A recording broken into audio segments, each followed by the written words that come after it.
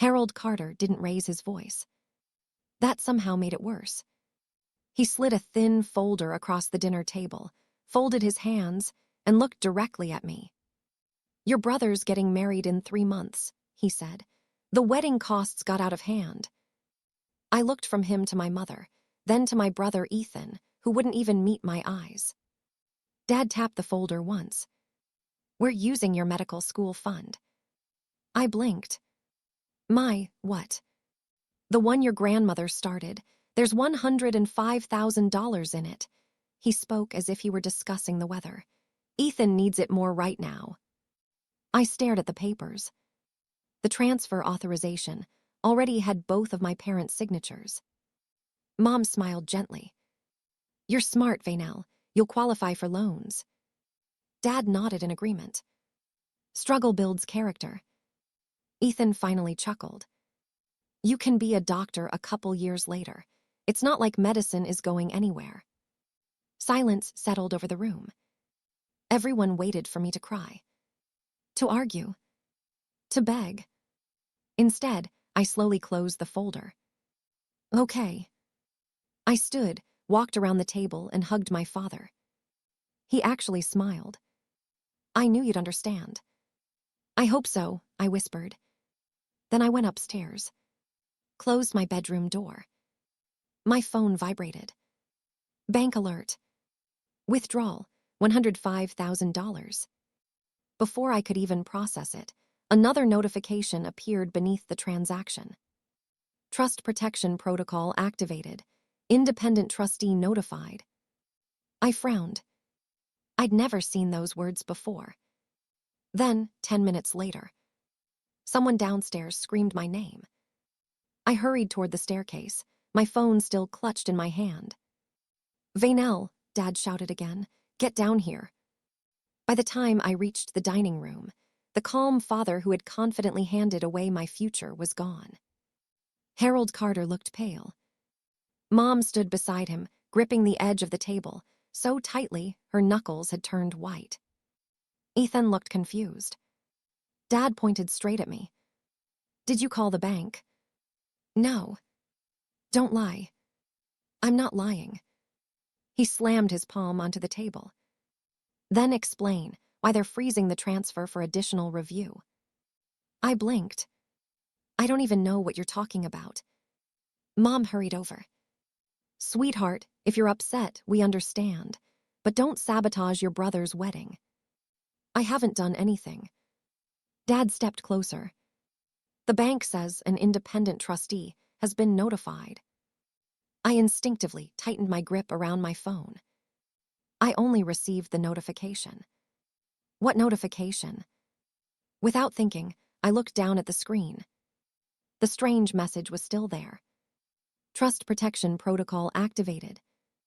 That was all. No explanation. No instructions. Just those 4 words. Dad noticed my expression. "What are you hiding?" "Nothing." He reached for my phone. I instinctively stepped backward. For a second, nobody moved. The silence felt heavier than the argument. Then Ethan laughed awkwardly. "This is ridiculous." Dad rubbed both hands over his face.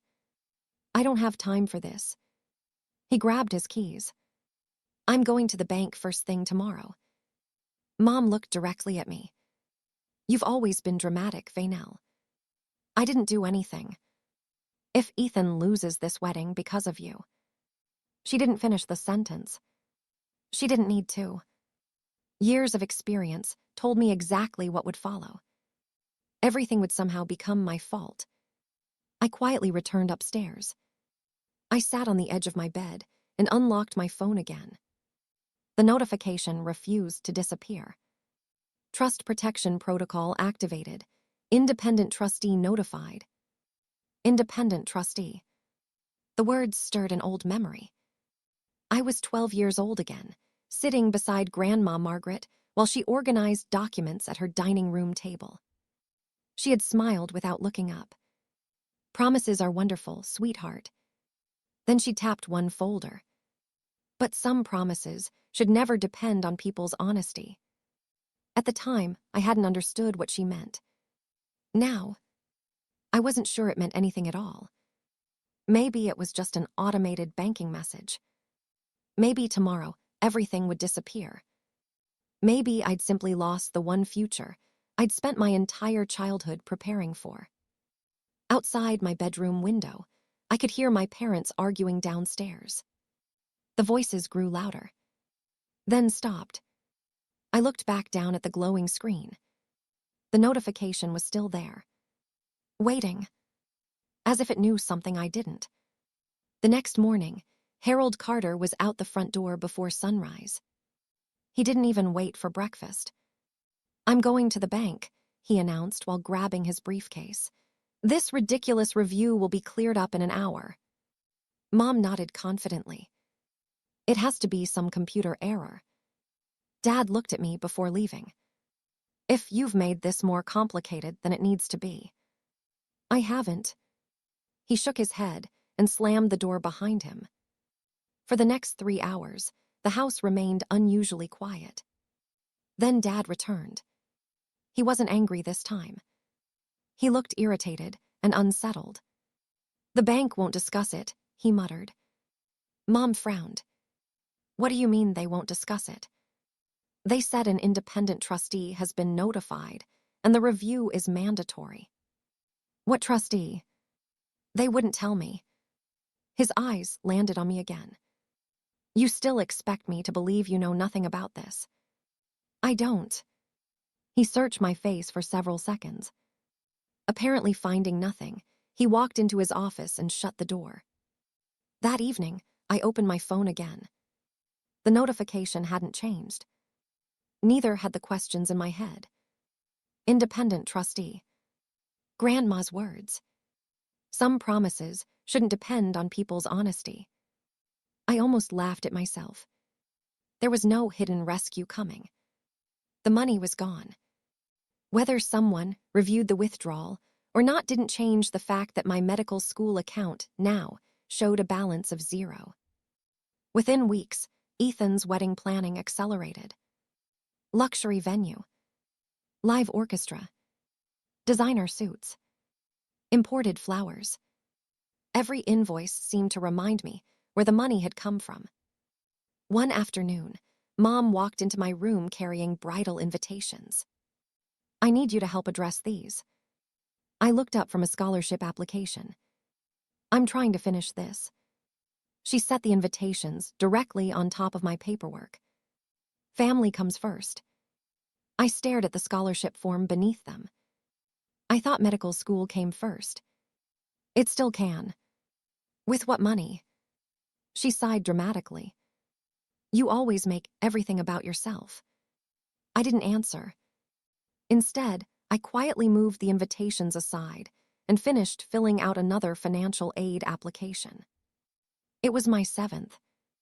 Every scholarship required essays, recommendations, interviews. Most covered only a fraction of tuition. Each rejection letter hurt. Each acceptance wasn't enough. Months later, Ethan's wedding arrived. Crystal chandeliers hung from the ballroom ceiling. Guests admired the extravagant decorations. People whispered about how beautiful everything looked. Several relatives approached me with warm smiles. "Your parents told us what you did." "That was incredibly generous." "You gave up your education so your brother could start his marriage." One aunt squeezed my hands. "Your grandmother would be proud." The words lodged in my throat. I wanted to say, "I didn't choose this. No one asked me." Instead, I forced a smile. "I'm glad everyone's having a nice evening." Across the room, Dad noticed the conversation. He raised his champagne glass toward me with a satisfied smile, as if we'd shared some noble family sacrifice together. That was the moment I understood something. If I defended myself tonight, no one would believe me. They had already heard the version my parents wanted them to hear. So I stopped trying to explain. The morning after the wedding, I packed 2 suitcases. I moved into a tiny apartment near campus. During the day, I worked as a hospital receptionist. At night, I attended prerequisite classes. Weekends became tutoring sessions, extra shifts, and scholarship interviews. Years passed one exhausting season at a time. While my friends graduated on schedule, I kept moving one careful step forward. I earned grants, won competitive scholarships, saved every extra dollar. Eventually, I entered medical school without asking my parents for a single cent. The work was brutal. Sleep became optional. Coffee became a food group. But every difficult exam reminded me of something my father had once said. Struggle builds character. Ironically, he had been right, just not in the way he intended. 9 years after leaving home, Dr. Vaynell Carter walked out of the trauma center after completing a 20-hour shift. As she checked her phone, one unread text waited at the top of her screen. "Dad, family dinner this Sunday. We need to talk, please. Just hear us out." For the first time in nearly a decade, they were asking instead of demanding. I almost deleted the message. For 9 years, my parents had never once called to ask how medical school was going. They hadn't attended my white coat ceremony. They hadn't come to my graduation. When I matched into a trauma surgery residency, I heard congratulations from professors, classmates, and even patients. Not from them. Now, suddenly, they wanted a family dinner. I stared at the text for a long moment before replying. "I'll be there." Sunday evening, I pulled into the driveway of the house where I'd grown up. Very little had changed. The flower beds Mom used to obsess over were overgrown. The porch light flickered. Even before I reached the front door, I heard unfamiliar voices inside. Dad opened the door before I could knock. His smile looked practiced. "Vaynell." "Hi, Dad." For a moment, neither of us moved. Then he stepped aside. "Come in." The dining room was filled with relatives, neighbors, and several longtime family friends. The moment they noticed me, conversation stopped. Then smiles spread across the room. "There she is. Our doctor. We've been hearing wonderful things." Dad placed a hand on my shoulder. "Our daughter, the successful trauma surgeon." The words caught me off guard. 9 years ago, introducing me as a future doctor apparently wasn't worth $105,000. Tonight, it seemed to be his favorite sentence. Mom hurried over and hugged me tightly. "I'm so proud of you." I politely returned the hug. It felt like embracing a stranger. Dinner began with awkward small talk. People asked about the hospital, the long shifts, the difficult surgeries. I answered politely. Dad laughed louder than everyone else at my stories, as though he'd been cheering me on my entire career. The performance was almost convincing. Almost. Then the conversation changed. Dad slowly cleared his throat. "I suppose we should explain why everyone's here." The room became quiet. He folded his hands together. "My business hasn't done well." I said nothing. He continued. "We lost several contracts." Mom looked down at her plate. "We had to refinance the house." Dad exhaled heavily. "Then interest rates climbed." A cousin frowned. "I thought you owned this place outright." "We did." Dad forced a smile that disappeared almost immediately. "And now the second mortgage is almost impossible to keep up with." Mom quietly added, "Our retirement savings are gone." Across the table, I noticed Ethan staring at his untouched food. He looked older than I remembered. More tired. There was no wedding ring on his left hand. I glanced at him. He noticed. "We divorced last year." "I'm sorry." He nodded once. "So am I." No one spoke for several seconds. Finally, Dad looked directly at me. "We've made mistakes." Mom's eyes immediately filled with tears. "So many mistakes." She reached across the table. I wish we could go back. Several relatives nodded sympathetically.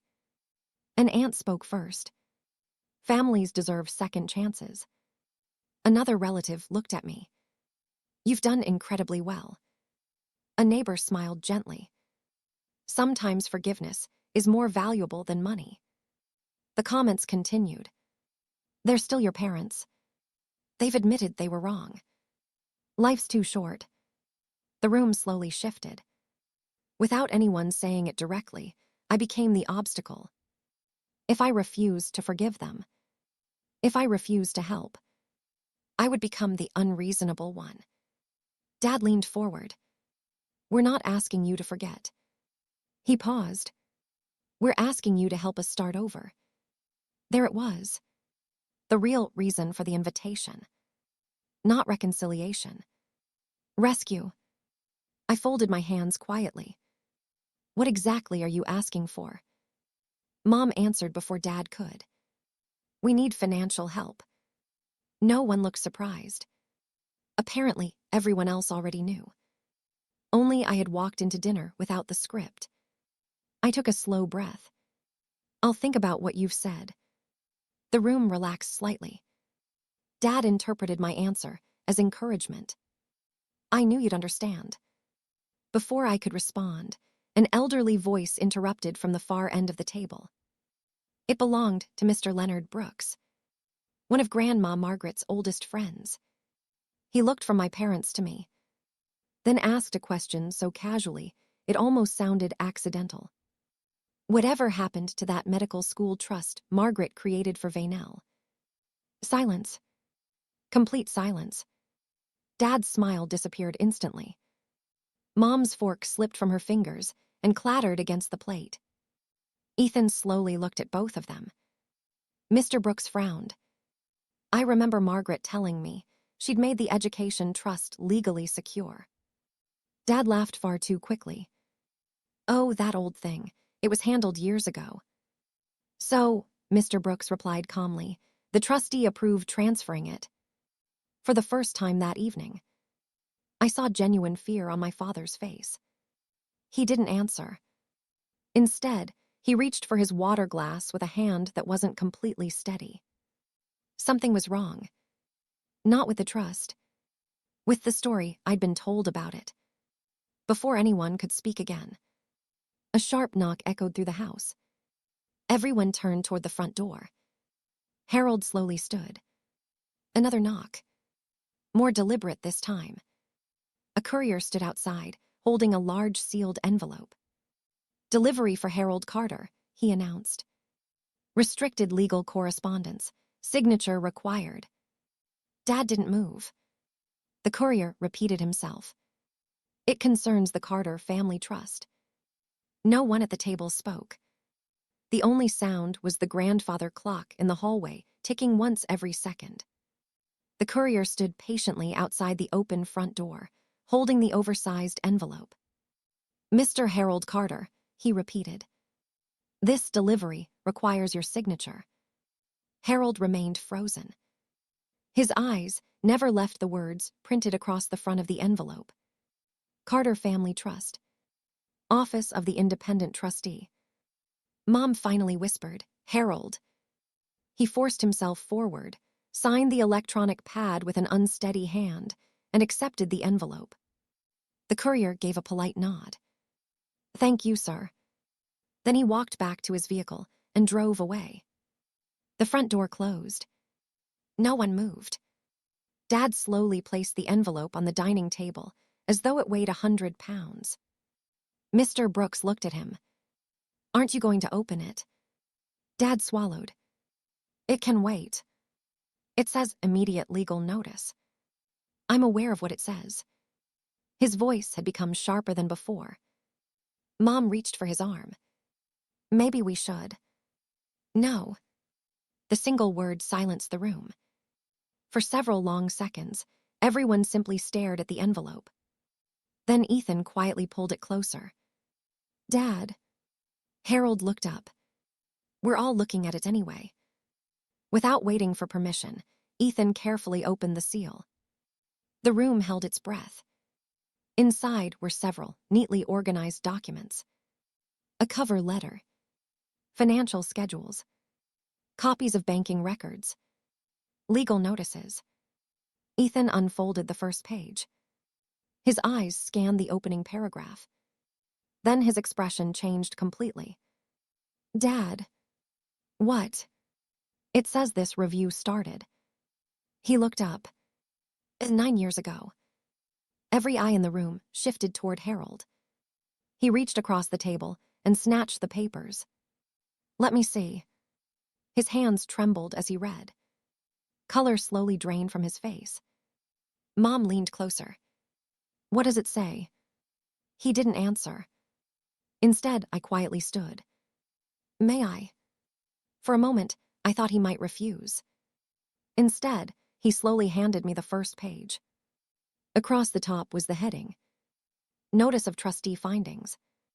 Below that were the words that immediately caught my attention: Triggering event: unauthorized withdrawal from beneficiary educational trust account.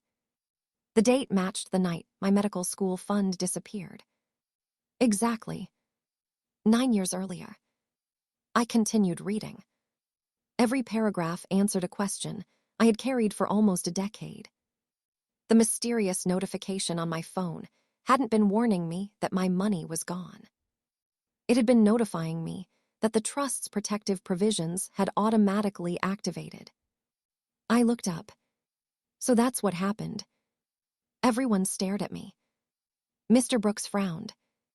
"What happened?" I held up the document. My grandmother didn't simply leave me an education account. The room remained silent. She created a protected trust. I turned another page. The moment someone removed funds without the beneficiary's informed authorization. I paused. The trustee was automatically notified. Mom's face turned white. I continued reading. The withdrawal was permanently recorded. Another page. A full review of all connected trust assets was immediately initiated. Another page. Every transaction involving Carter family trust property became subject to independent review. Mr. Brooks slowly leaned back in his chair. I knew Margaret was thorough. Harold suddenly stood. This is being taken completely out of context. No one answered. He pointed toward me. I was her father. I made family decisions. The money stayed in the family. I calmly looked back at the documents. That's not what the trustee concluded. Harold slammed his fist onto the table.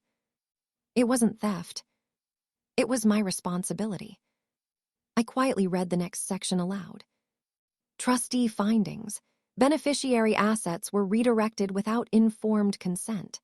Multiple subsequent transfers involving restricted educational funds violated fiduciary obligations established under the Carter Family Trust. The room fell silent again. An aunt slowly covered her mouth. What does that mean? I answered honestly. It means the trustee believes Grandma's instructions weren't followed. Another cousin frowned. There were multiple transfers. I nodded slowly. Not just mine. Everyone immediately looked toward Harold. He looked away. Ethan suddenly reached for another stack of documents. His eyes widened. These dates. He flipped through several pages faster. Dad. Harold didn't answer. Ethan looked up stunned. There were other education accounts. No one breathed. He continued reading. My children's college fund. He turned another page. Jessica's scholarship account. Another page. Ryan's vocational trust. He slowly lowered the documents. They were all touched. Several relatives began talking at once. What? That's impossible. You told us those funds were protected. You handled all of those. The quiet family dinner dissolved into overlapping voices. Questions came from every direction. Harold tried answering 3 people at once. Mom began crying. No, it wasn't like that. But no one was listening anymore. The authority they had carried into the room was disappearing with every page. I looked across the table at Ethan. He wasn't looking at me. He was staring at the financial records in front of him. Then he whispered something so quietly only those closest heard it. My wedding. He turned another page. Was paid for with this. No one answered him. He looked at Dad. You told me you had savings. Silence. You said you'd planned for it. More silence. You used her trust. His voice cracked. And everyone else's. Harold finally looked at his son. We intended to replace it. When? Ethan asked. After the wedding. No answer. After your business recovered. Still nothing. For 9 years. The room had completely changed. 9 years ago, everyone had watched me silently surrender my future. Tonight, everyone was watching Harold struggle to explain his choices. His shoulders dropped. His voice became almost unrecognizable. We never thought. He looked toward me for the first time in years without authority. We never thought it would go this far. Before anyone could respond, the front door opened again. A distinguished man in a dark gray suit stepped inside carrying a leather portfolio. He looked around the silent dining room, then calmly introduced himself. Good evening. My name is Richard Ellison. I am the independent trustee appointed by Margaret Carter. Every conversation stopped. Every eye turned toward him. The man closed the front door quietly behind him. No one spoke. He walked into the dining room with the calm confidence of someone who had spent decades delivering difficult truths. He placed his leather portfolio on the table and looked around the room. My name is Richard Ellison, he repeated. I served as Margaret Carter's attorney for 23 years, and after her passing, I became the independent trustee of the Carter Family Trust. His eyes settled briefly on me. Dr. Vaynell Carter. I nodded politely. It's nice to finally meet you. He returned the nod. I wish the circumstances were different. Then he turned toward my parents. Mr. and Mrs. Carter, thank you for remaining present. No accusation. No raised voice. Just professionalism. He opened his portfolio and removed the original trust documents. 9 years ago, he began, Margaret Carter established several protected educational trusts for her grandchildren. Each trust contained identical protective provisions. He slid the first document across the table. The beneficiary's educational funds could only be withdrawn for that beneficiary's education, unless the beneficiary gave informed written consent while legally independent. He looked directly at Harold. That consent was never obtained. Harold lowered his eyes. Mr. Ellison continued. When the $105,000 assigned to Dr. Carter was withdrawn, the trust automatically generated 3 actions. He held up one finger. First, the withdrawal was permanently recorded. A second finger. Second, my office received an immediate notification. A third. Third, a comprehensive review of every connected trust asset became mandatory. He paused to let the words settle. This was not optional. The room remained silent. Mr. Brooks slowly smiled to himself. That sounds exactly like Margaret. Mr. Ellison nodded. She loved her family. His expression softened. But she also understood that love should never depend solely upon trust. He opened another folder. The review continued for several years. He carefully arranged the documents into separate stacks. Every transfer involving restricted educational assets was examined. Every financial authorization was verified. Every discrepancy was documented. Harold finally found his voice. I always intended to put the money back. Mr. Ellison met his eyes. I believe you may have. The room looked surprised. But intention does not replace fiduciary duty. He tapped the documents gently. The trust was designed to protect beneficiaries from exactly this situation. No one interrupted him again. He continued. Because the trustee determined that fiduciary obligations had been repeatedly violated, Harold and Diane Carter were removed from all positions of authority over the remaining Carter family trust. Another document slid across the table. The remaining protected assets were reassigned under independent administration. He placed another page beside it. Future distributions will occur only according to Margaret Carter's original instructions. A cousin quietly asked, "So none of them can control the inheritance anymore?" "Correct." Another relative swallowed hard. "What about the grandchildren?" "Their educational trusts remain protected." The room seemed to exhale all at once. Then Mr. Ellison turned toward me. "Dr. Carter." "Yes." "I've been instructed to inform you that your grandmother anticipated you might someday require assistance pursuing medicine after these events." He handed me a sealed envelope. "My office has managed a separate educational contingency fund that was never disclosed to anyone administering the original accounts."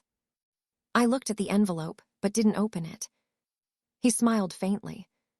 "Fortunately, through your determination and scholarship awards, you achieved your dream without needing those funds."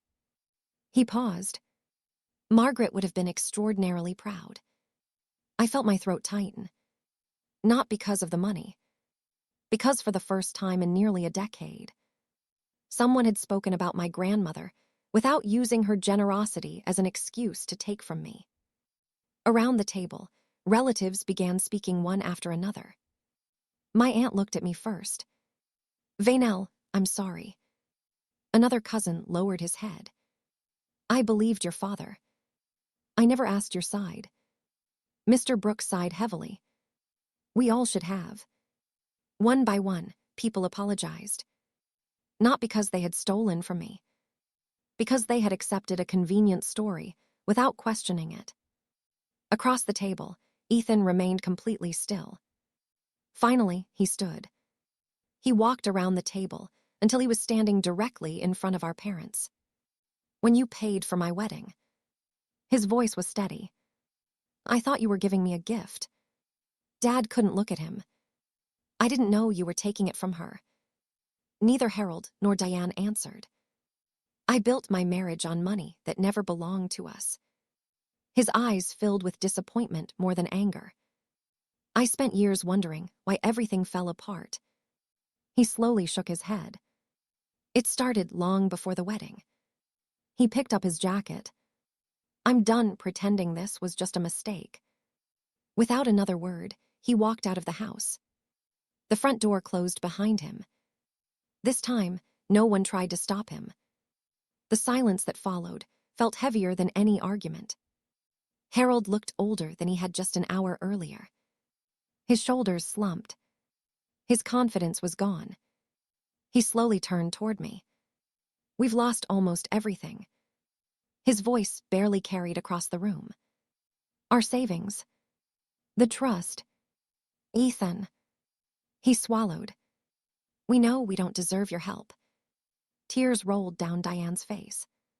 She reached for my hand, then stopped halfway, as though she no longer believed she had the right. Harold whispered, "But can you forgive us?" Every person in the room waited. I looked at the two people I had spent years trying to impress. The two people whose approval had once meant everything to me.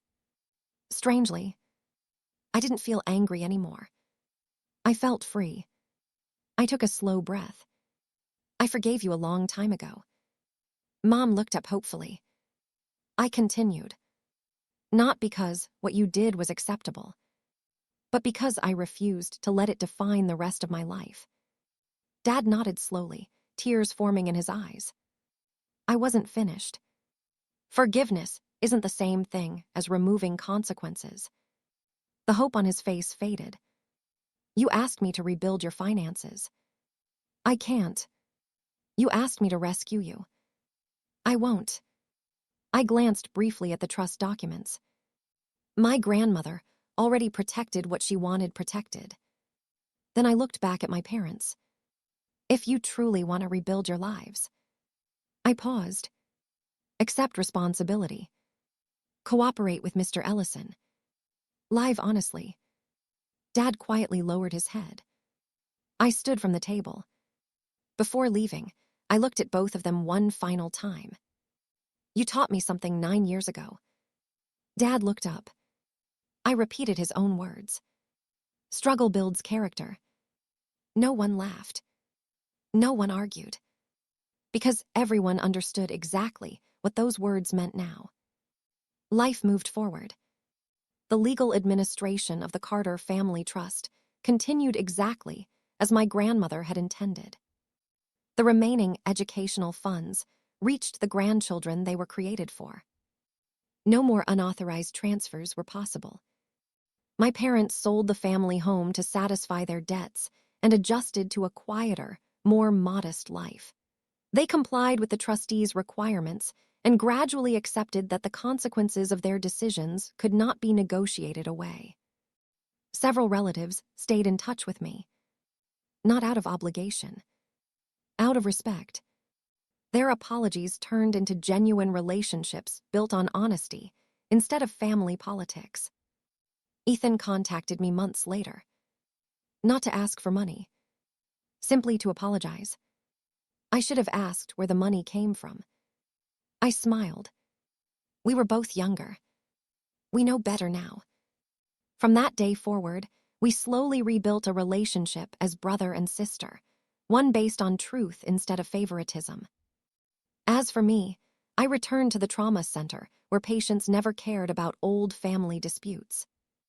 They cared whether I could save a life. That became enough. In time, I established the ** Margaret Carter Medical Scholarship **, helping talented students whose dreams had been threatened by financial hardship or broken promises. Every year, I met young people who reminded me of the 18-year-old girl who once watched her future disappear across a dining room table. I made sure they had opportunities no one could quietly take away.